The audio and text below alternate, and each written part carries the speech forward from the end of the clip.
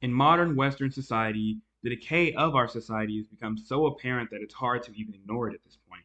The moral decline of Western society from a realm of strong men, great thinkers, and virtuous people to a society of feminized men, quote, enlightened thinkers, and degenerates is so obvious that you don't need to be some sort of anime character with a Sharingan or whatever to see whatever is going on in our world. In fact, if you look at the happiness in the Western world, as we become more advanced and more comfortable, we become less happy. Now we're becoming more and more likely to kill ourselves. Everyone is taking some sort of medication. It's not for any sort of thing like cancer or whatnot, but rather they're loading themselves on these medications just so they can act as a functioning human being without breaking down and like shaking in the floor or a corner or whatever. These things are just the snippets of the decline of our society that are on display for us, and things are going to get much, much worse if things don't turn around for the better.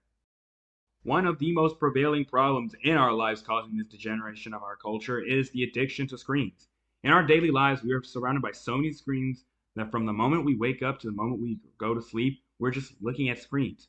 Whether it be checking our text messages, checking social media to see what's going on in the world, or playing video games, everyone's always on their phones tapping away until the end of time. Of course, the worst offender for all of these things are the social media platforms that keep us glued to our phones. Due to these social media sites, what is essentially becoming the new town square in a way, all conversation and all news is going to be reported on and had on these social media sites. At the same time, with all the conversation happening on social media sites, no one's really talking to each other in real life. We're forced to go to these sites and apps for literally any human connection, as nobody goes outside and just talk to their neighbors anymore. Rather, people prefer to sit on FaceTime or talk to strangers on Twitter. The absolute worst offenders are the more visual ones, including Instagram, Snapchat, and worst of all, TikTok. These ones breed mental illness in a way that the others could never even begin to imagine.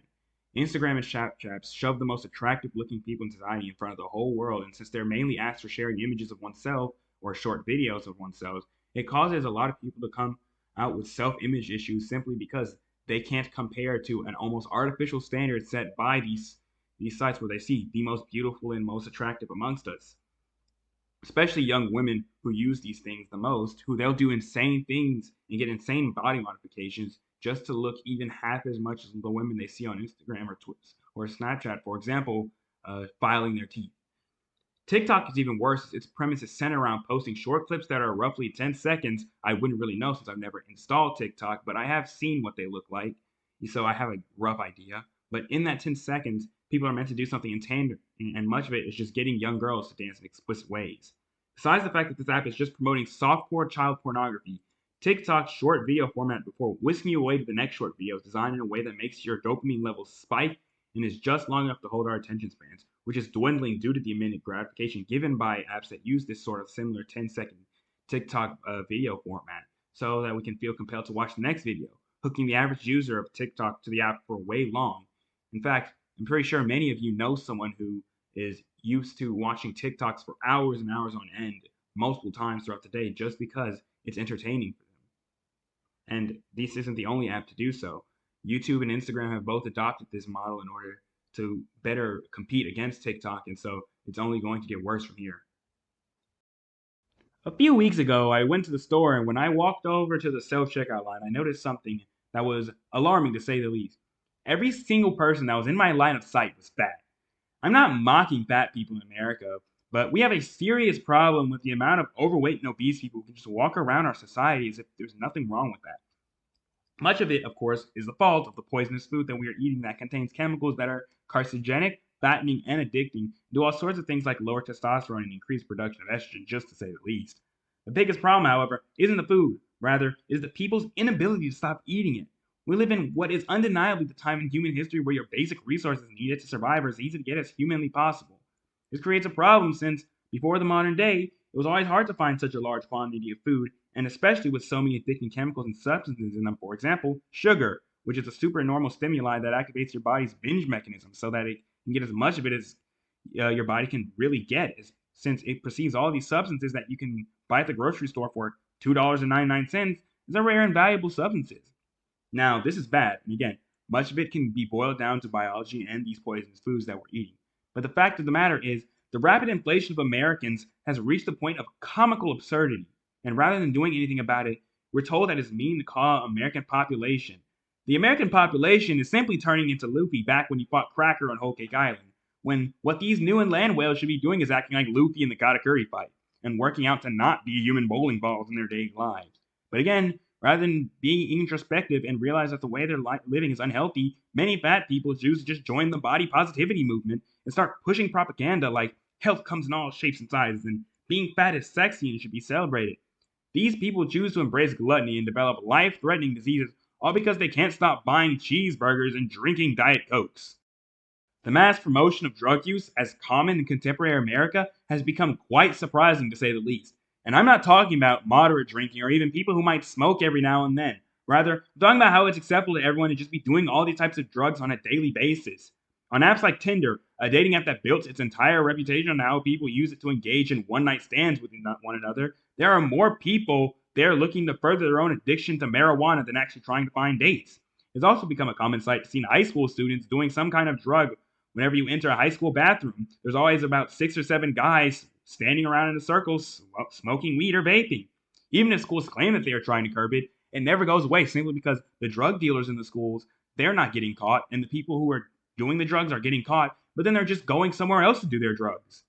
The drug use is not in there. It's also become increasingly common for people, especially young women, to be on some sort of medication for their mental issues they're having. Nowadays, almost every young woman is or has taken pills for depression, anxiety, bipolar disorder, schizophrenia, ADD, ADHD, and literally everything else. The biggest thing that calls this into a question is it good for everyone to be relying on pills just to act like functioning human beings? No, it isn't good. Because now you have a society of people who are just zombies who can only keep up the appearance of functional adults simply because they have their pill bottle. Take away the bottle, and many of these people simply aren't able to function in society. Many of these people had no issues with these struggles, or rather, they felt normal emotions like stress or a little anxious because they may have felt a bit depressed after something sad happened. Rather than trying to deal with these issues, many people ran to get medicated almost immediately to get rid of the problem now. Well, and so, since they've done that, their bodies have become physically dependent on drugs in order to obtain relative stability. Now, of course, this could also be a problem of instant gratification, which could have been, again, caused by the addiction to the screens. However, the instant gratification is a problem in and of itself, but rather, this drug use has spawned its own completely brand new and quite simply frightening problem. In modern America, the worst vice that plagues our society, by and large, is the mass sexual immorality that has been promoted by and is accepted in contemporary American media and discourse. The mass use of pornography by nearly every man in the United States nearly every other day as a problem is swept under the rug. When it comes to young boys discovering and becoming addicted to it in the middle and high school ages, it is treated as a joke in me as much so it's become a stereotype to see the quiet kid that in the back of the class is probably touching himself when he gets home. Meanwhile, young women's clothes have become more and more revealing, and the music and dances that are increasingly popular and promoted to them are increasingly provocative as the years go by. Not only that, but young women are increasingly turning to whoring themselves out on the internet as the way to make money, and young men are deciding that rather than approaching girls, they'd rather spend all their time at home watching these same women who are whoring themselves out on their computer and their phone screens, and they'd rather simulate sex and rather than having it. The ones who are going out in search of women aren't that much better either. Instead of looking for wives, they're looking for women just to sleep with them, and the women are responding in turn by also looking for men that will satisfy their sexual needs rather than looking for husbands that they would like to have children with to satisfy all their other needs. Aside from blatant sexual immorality through promiscuity, the increase in homosexuality has also led to the decline in the United States. It has subverted the traditional standards of human relationships in the most perverted way possible and makes a mockery of the way humans create life. It has replaced the husband and wife with two men that call themselves boyfriends, has replaced sex, the act used to create life, with a blatant mockery of it by using one man's anus, a waste disposal organ that creates feces, as a simulated vagina. This development is called progress by those who push the LGBT agenda. Not only have they perverted human relations, but they've also tried to corrupt the wall that divides male and female by trying to blur it to the point where someone could cross over into the other or occupy both or neither spots at the same time. Their ultimate offense is the taking all of these blatant mockeries of life and all these blatantly sexual immoral acts, whether it be through homosexuality or promiscuity, and then telling children that all these things are normal and fine, that they should be celebrated, confusing these children and causing them to become mentally ill and start these practices as well, which of course is how they reproduce, as again, homosexuals cannot produce children on their own, rather they must corrupt children. Now, saying all of this, I don't hate many of these people who are doing these acts, People who are addicted to their phone screens just don't know that they are addicted. People who are addicted to eating, many of them do know that there is something wrong with them, but they just can't bring themselves to accept it. People who are doing drugs, many of them are just simply mentally ill and have been exploited by big pharmaceutical companies in order to increase their own profits. And those who are sexually immoral generally have had some sort of traumatizing past that have caused this, or, of course, many of them just lack self discipline. Of course, all of these things are bad for them. And I'm not saying that we should just say that this is okay, because it isn't. That's what the whole point of this video has been. Rather, we should try and help these people. The people who are addicted to their phone screens and just can't get off. We have to forcibly get them off and get them to do things outside. We have to get them to talk to other people or to play some sports or to, I don't know, go hang out in an actual arcade if they're going to play video games. Play it with people, around people, rather than just sitting in their room doing nothing but playing video games.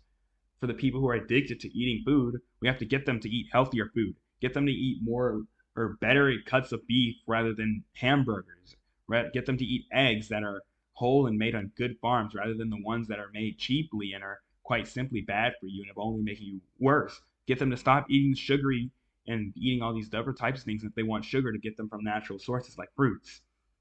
For the people who are addicted to using drugs, we have to help them by helping them with whatever problem they're trying to deal with and get it to where their bodies aren't depending on them, giving them more and more time away from these drugs so that eventually they don't even need them anymore. Or for some people where it's exceedingly bad, we have to stop them cold turkey before it gets to the point where they actually kill themselves with them.